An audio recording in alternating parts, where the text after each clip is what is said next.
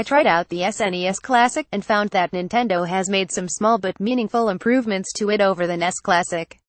I have no idea why, since the thing would sell out in 30 seconds anyway even if it were covered in rusty needles. Instead, it has a few nice new features, including a pretty smart system to let you jump back in time when you screw up. To be released on September 29th and with pre-order starting any day now. Nintendo says it'll be before the month of August is out. The $79.99 SNES Classic Edition is a tiny version of 1991's 16-bit Super Nintendo console that includes quite a few of the games I suggested Nintendo put on it. You got your legendary Nintendo games like Super Mario World, Zelda Link to the Past, and Super Metroid. Third-party winners like Super Street Fighter 2 Turbo and Mega Man X, and some of the best RPGs ever, like Earthbound and Final Fantasy VI, appearing here as Final Fantasy III, just as it did back in the fast and loose 90s. All told, 21 games are built into the miniature device, and the last one is a real doozy. It's Star Fox 2, the sequel to Star Fox that was completely finished in 1996 but never released.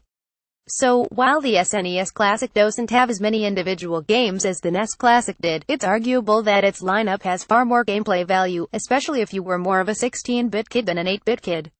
Secret of Mana. So all Nintendo really had to do was not screw it up, and as far as I can tell after spending 30 precious minutes with the system, it didn't. The emulation looks and feels perfect. I didn't get to spend that much time with any individual game during my half hour of play, but I feel like if something were wrong with Secret of Mana it'd know pretty fast. For the most part, the experience is very much like the NES Classic. There's an attractive menu screen that lets you sort the games by title, release date, publisher, and a few other ways, although with only 21 games in the menu it's not like you're going to have trouble finding any of them.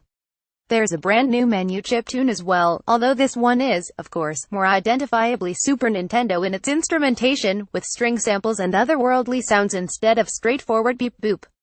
The display options are identical to that of the NES Classic. You can display the game in 43 mode either with or without a CRT filter that adds fake scan lines for that cathode ray feeling, or you can play in pixel perfect mode in which each pixel is a perfect square.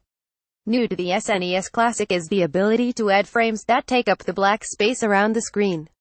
Some of these are static, like a wood block pattern that has the Super Nintendo 4-button logo burned into the corner.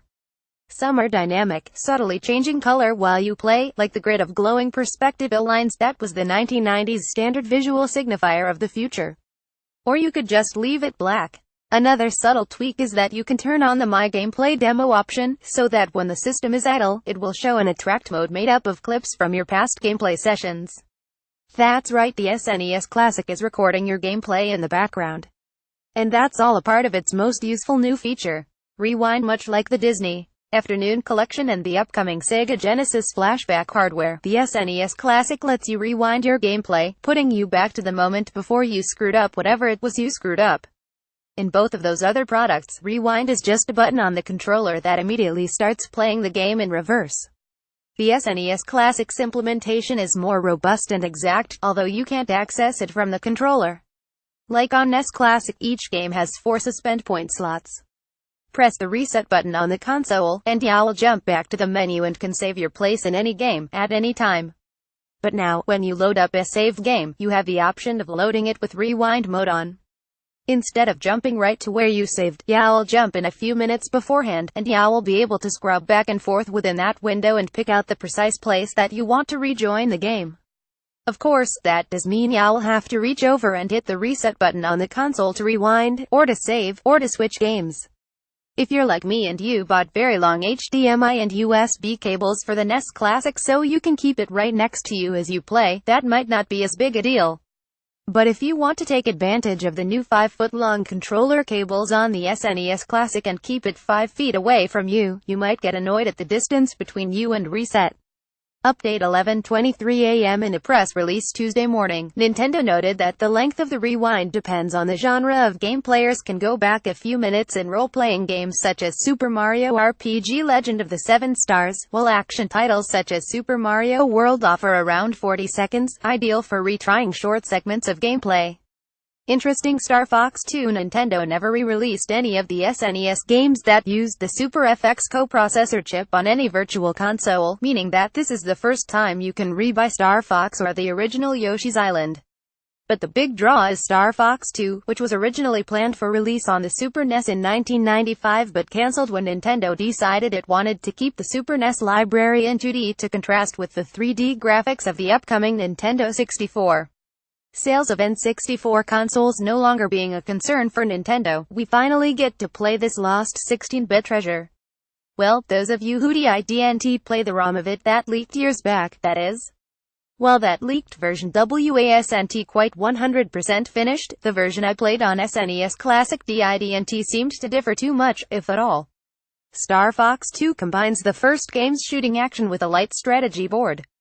The map shows Emperor Andros' forces in one corner and the planet of Corneria in the other, and you've got to take down his missiles and carriers and such before they do too much damage to the planet. Star Fox 2, some of these levels are in the free-roaming all-range mode, in which you typically dogfight against a member of the Star Wolf team. Another level, one of the carriers, is a more linear route in which you fly through barriers and enemies to get inside the ship. Once you gain entry, you can fly through in R-Wing mode or drop down into the Walker mode, which was used for last year's Star Fox Zero, and make your way through the inner corridors to find and destroy the ship's core.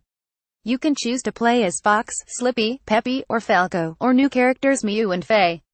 Each has different attributes. The game will also randomly select a wingman for you. If you die, you can keep playing as that character.